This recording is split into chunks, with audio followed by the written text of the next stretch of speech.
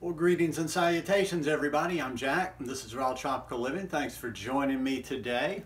It is Friday. Thank God it's Friday. I'm ready to have some weekend fun. Going down to Pensacola tomorrow, staying in my Airbnb. The weather's dropping a little bit. It's going to be nice, cool temperatures, so I'm pretty stoked. Listen, if you guys hear noise in the background, we've kind of gotten into spring, and you know what that means, people playing in their yards. That is one thing that I just can't comprehend since I've been back in the States. People putting so much time into the yard. Man, if I ever get to the point where that's what gets me off in life, whew, God forbid.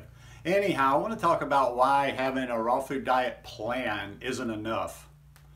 I do videos every day, so if you're not already subscribed to the channel, I'd really appreciate it if you'd hit that subscribe button now, then click on the little bell and check send notifications to stay subscribed to the channel. Now, this might be counter to what I'm always talking about, but Jack, you say have a plan, have a plan, have a plan. Oh, I still say have a plan, but not everything in life goes according to plan. I was in the gym yesterday, and when I'm in the gym these days, I stopped listening to music. I put my earbuds in and I listened to podcasts. Well, couldn't find any of my usual stuff, so I was listening to Tony Robbins' podcast. It was a bit old. It wasn't like current within the last year, but he got talking about this big fight for you younger people, and you may not be into boxing, but this is back in the day, 1988, when Mike Tyson fought Michael Spinks, both undefeated.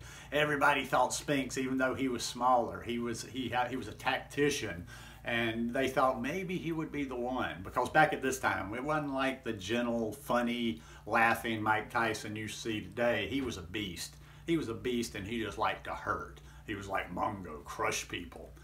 You know, now actually, just a little, by the way, Mike Tyson's vegan now from pretty much what I understand. But anyhow, back to the story and why it pertains to this. Okay, so they get into the fight. The fight, you know, it's been hyped up and everybody gets in and Spinks might be the one. Well, 90 seconds into the fight, Tyson just comes out and just steamrolls this guy. He just knocks that. He just gives him, I think it's an uppercut. He wails him a little while. Uppercut. Spinks is down. Well, come to find out, they were doing the aftermath, what have you, and Spinks is, you know, he's probably got a concussion. He's knocked out of his mind from that hard hit of Mike Tyson, who was just, like I say, he just destroyed people. And Spinks said, well, my plan, they kept asking them both about their plan. Well, Spinks was like, well, yeah, my plan, it just didn't, you know, I had it, I think it was a good plan, but it just didn't work out. And then they asked Mike Tyson about the plan, and Mike Tyson, this is one of the most famous lines in sports, quotes. They were asking him about Spinks' plan, and what about the plan? And he said, Mike Tyson basically said, everybody's got a plan when they fight me until they get hit in the mouth. And then it just shakes you off and throws you out of your plan. Well, as I was enjoying listening to some old stories about boxing from back when I really used to follow boxing, I've thought about how this could be related to having a plan on this lifestyle, or pretty much having a plan for anything in life. This stuff is translatable over to a lot of different areas in life. And you know, no matter, we can plan, we can have the most laid out plan, the best plan. We can even try to plan for every possible outcome, eventuality. But life happens, things get in the way. And adapting to curves. You've got to learn how to adapt to curves that life throws your way. That's what it's about, doing this lifestyle. And what are some of those curves that could possibly come up on this lifestyle? Okay, you plan. We've told you keep some food nearby. But there's always going to be those circumstances, you know, maybe work. Maybe you have some sort of impromptu work lunch that you got to go to with the boss. It's not something you can just get out of. This is work related. So, boom, all of a sudden where you might have had something planned, you got your food, whatever, now you've been thrown into a different circumstance. Or what if you do get caught out? I have to look at a few notes. You guys know I'm senile. I don't try to hide it. What if you do get caught out without some food? And that's not necessarily due to poor planning. You might get caught out thinking, you know, for today, you know, you're going to be at this point at a certain time when you normally eat. something happens, your car breaks down, you have to put your car in the garage and you're in an area where there's a bunch of fast food restaurants or whatever, things come up, something happens with the kids, you know, you got to take your kids somewhere after school, or something comes up, there's an emergency with the kids.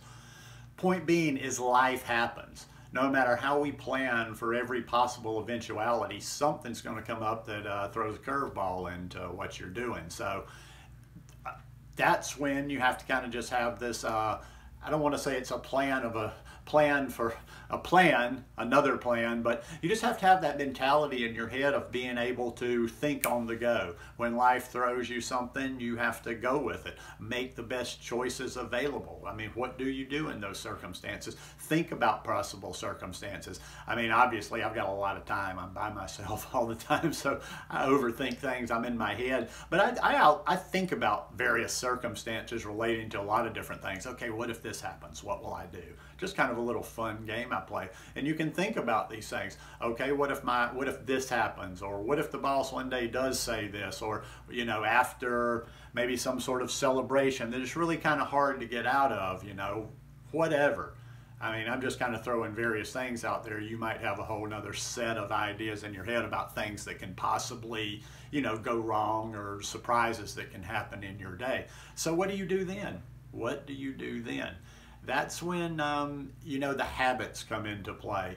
The more you instill these things in your day-to-day life as a habit, the stronger you're going to be, and the better you're going to be at making decisions on the fly, you know, as they happen, and not just be, oh my God, now I'm hungry, and you know, then you default to eating whatever's out there.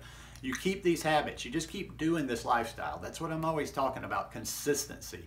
Because if you do this lifestyle consistency over and over and over, day after day, month after month, months turn into years, your body just cleans itself out. And you don't have to do any of the extreme stuff. I mean, that everybody's always, I mean, you know, you can do your big cleanse or your juicing and this and that and blah, blah, blah. But just simply consistency over time, and constantly moving forward. Your taste buds change, your awareness of food changes, and you'll be better equipped the better your habits are. And that's why, you know, when people are constantly yo-yoing back and forth, they're not getting that long-term progress. They're not developing to where they can handle these situations. They're just like, you know, they're just being knocked around by life, and they eat whatever comes up. I mean, for me now, and I was trying to think about how this evolved throughout the years when it happened like that, but I don't think it took too long into this lifestyle, maybe a couple of years at the most, before I was kind of settled to where, yeah, it wasn't the best idea, but say I got caught out somewhere and didn't have food. Maybe I couldn't get to food for 4 or 5 hours. I could do without. I could, you know, and I didn't try to I wasn't restricting, you know, I would make the best choices if it was going to be a long time. But yeah, let's say I got caught out and I was 2 or 3 hours late for a meal, or a planned time I would normally eat. I just didn't freak out anymore, because I'd kind of like put in the work. Or I don't like to say put in the work, this lifestyle's not work, but like my body had done enough of adapting to this lifestyle. Once your body converts, listen, the reason that you have problems with all of this is it's like you're a drug addict. It's like you're a drug addict. You got cocaine in your veins, you got heroin in your veins, you haven't gotten rid of it completely. That's why your tongue deceives you. Your tongue has been corrupted over many, many years on this lifestyle, and until you actually just and that takes some time. That doesn't come through one juice feast or some cleanse or whatever. It takes time to really change your mind as well. It's not all about the taste buds. There's this old, you know, we've had certain foods in our lives before. Some foods are comfort foods. Some foods are associated with things. So it takes time of doing this lifestyle.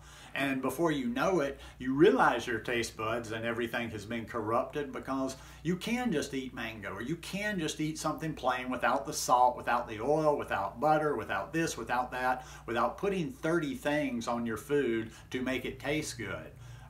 And when you can get to that point, then you can think clearly when you're thrown these curveballs and you have to make decisions about your food. But I guess the overall message of this video is, make that plan, but always know that plans don't always work out. You know, plans aren't 100%. So have that kind of mentality. Have that mentality. What can I do in certain situations? And then just keep moving forward. Keep getting yourself a little bit cleaner, a little bit healthier until this is just natural. I don't try to eat anything I do. I don't wake up thinking like, okay, I should eat this, this, and this, and here's where I'm going to progress, or I'm going to stop doing this and I'm going to do this. I just like what I eat, and I like fruits and vegetables, and I like simple. You know, I can eat bananas for days and days and days and days. I can eat mangoes for days and days and days and days. I can basically, you know, for long periods of time live on maybe 4 or 5 foods. Now, I'm not saying that's your way. I'm not even saying that's how to do it. I'm just saying my taste buds have changed so much. My mindset has changed so much. My brain, it's been rewired, and I just enjoy it because now I actually taste my food. I experience my food. But planning, have that plan. Not telling you to throw out the plan, but always just be aware that that things are going to come up from time to time.